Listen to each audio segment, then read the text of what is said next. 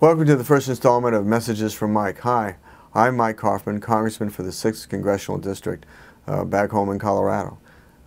Last week I gave a speech on the House floor regarding tort reform as part of the healthcare debate.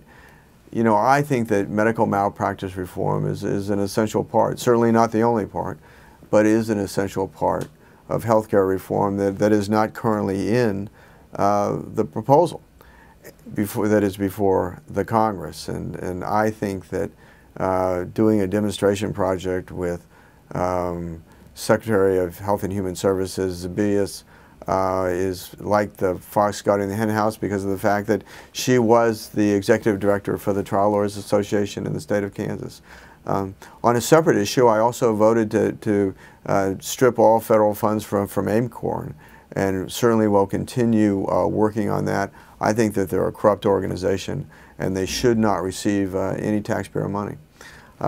This week also Afghanistan was a big issue with a report released from General McChrystal on what's going on in Afghanistan and what it will take for us to win that war.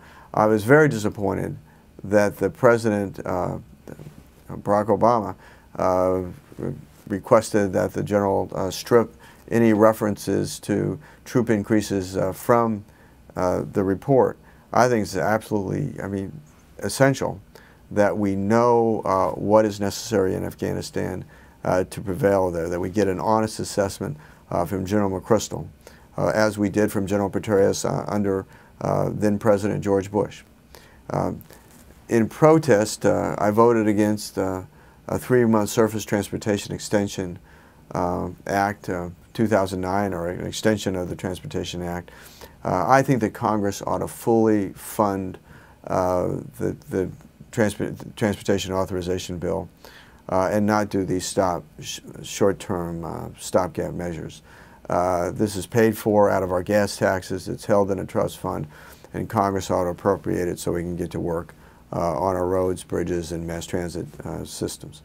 To increase transparency in Congress, I voted in favor of a provision that would require the text of all legislation that is before the Congress to be made public at least 72 hours prior to the vote on any bill. I think that's absolutely essential to have that level of transparency and deliberation in the process. Unfortunately, the Democrats voted against that particular provision. You know, my primary focus continues to be on the economy and creating more jobs.